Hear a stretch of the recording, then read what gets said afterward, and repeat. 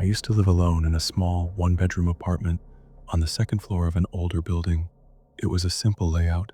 When you walked in, there was a short hallway. The bathroom was on the left, the bedroom at the end, and the kitchen opened up to the living room on the right. The front door had two locks, and I always made sure to use both. Most nights were quiet. I worked late shifts, so I usually got home around midnight. One night, I came back and noticed my kitchen light was on. I was sure I had turned it off before leaving. I stood in the doorway for a minute, trying to remember. I figured I must have left it on by accident. A few days later, I found one of my cabinet doors open. I live alone, and I'm very organized. I always close everything. It bothered me, but I told myself I was just being forgetful. About a week after that, I woke up around 3 a.m. to what sounded like a light thud. My bedroom door was closed. I just stared at it, listening. My apartment was small, so any sound carried. I heard what sounded like a slow step across the living room floor. I grabbed my phone and stayed completely still. I didn't hear anything else for maybe a full minute. Then I heard the soft click of my bathroom door opening. I knew I had closed it before going to bed. I called out, "Hello?" My voice didn't even sound like mine. No answer. I got out of bed and slowly opened my bedroom door. The hallway light was on. I never leave it on at night. The bathroom door was halfway open. I checked inside. No one. My front door was locked. Both locks were still in place. I barely slept after that. The next day, I asked my landlord if anyone had access to my unit. He said only him, and he hadn't entered. 2 nights later, I woke up again, this time to the sound of my bedroom doorknob turning, slowly, like someone was testing it. I always lock it.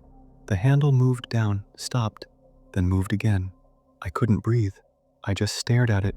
After a few seconds, it stopped. I didn't hear footsteps. Nothing. I called the police. They searched the apartment. They found nothing. No forced entry. Nothing missing. I moved out the following week. I never found out how someone got in, but I know I didn't imagine that doorknob turning. When I was 19, I worked at a gas station off a highway. It was open 24 hours, but I worked the 10 p.m. to 6 a.m. shift. The store was small, one main room with a counter near the back, coolers along the left wall, and big windows facing the pumps. Most nights were slow. Around 2 a.m., it was usually empty. One night, a man walked in. He didn't grab anything. He just stood near the chips aisle, looking at me. He wasn't smiling, just staring. I asked if he needed help. He didn't answer. After maybe 30 seconds, he walked out. I watched him through the window. He didn't get into a car. He walked around the side of the building, out of view. I figured he left on foot. About 15 minutes later, I heard a soft knock on the back storage door. Customers never go back there. Only employees use it. It leads to a small alley and the dumpster area. I froze. Then I heard the knock again. Slower. I didn't move. I just stared at the door from behind the counter. My phone buzzed. Unknown number. I answered, but didn't say anything. A man's voice said, "I know you're alone." I hung up. My heart was racing so bad I felt sick. I called my manager. No answer. I called the police.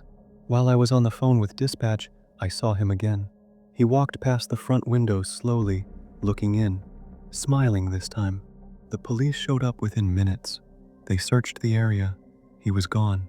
They checked the back alley and found fresh footprints near the storage door.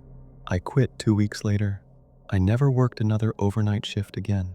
A few years ago, my parents went out of town for a weekend and asked me to stay at their house to watch it.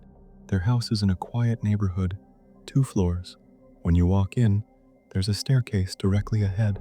The living room is to the left, kitchen to the right, and a hallway that leads to a guest room and bathroom.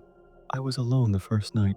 Around 11 p.m., I locked all the doors and windows. I even double-checked the sliding glass door in the kitchen. Around 1 a.m., I was on the couch watching TV when I heard a soft tapping sound. It sounded like it was coming from upstairs. I muted the TV and listened. It stopped. I figured it was the house settling. About 20 minutes later, I heard it again. This time, it sounded like slow footsteps, right above me. My parents' bedroom is upstairs. No one should have been up there. I grabbed a kitchen knife, which I know sounds dramatic, but I didn't know what else to do. I walked upstairs slowly. The hallway was dark. My parents' bedroom door was slightly open. I knew I had closed it earlier. I pushed it open. The room was empty, but the window was open, just a few inches. My parents never leave windows open. I heard a loud thud from downstairs. I ran down. The back door was wide open. I know I locked it. I called 911. The police found muddy footprints on the kitchen floor. They said someone likely came in through the upstairs window. Nothing was stolen. That part bothered me the most. Last year, I rented a small house by myself for the first time. It had a long driveway and no streetlights nearby. The front door opened directly into the living room. The kitchen was behind it, and a short hallway led to 2 bedrooms and a bathroom. About a month after moving in, I started noticing my trash bins were moved slightly from where I left them. I thought maybe animals were getting into them. One night around 2 a.m., I woke up to what sounded like someone walking on gravel outside my bedroom window. I held my breath and listened. Slow steps, back and forth. My blinds were closed, but I could see a faint shadow moving through the thin fabric. I didn't move. I just stared. The steps stopped right outside my window. Then I heard a soft scratching sound against the glass. Not loud, just light. I called the police quietly.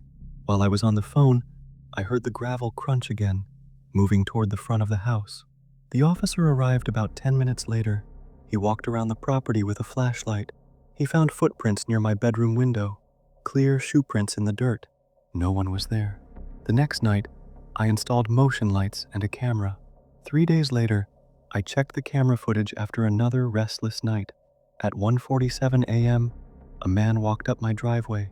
He stood outside my bedroom window for almost 5 minutes, just standing there, looking in. I moved out within the month. I never found out who he was or how long he had been coming by.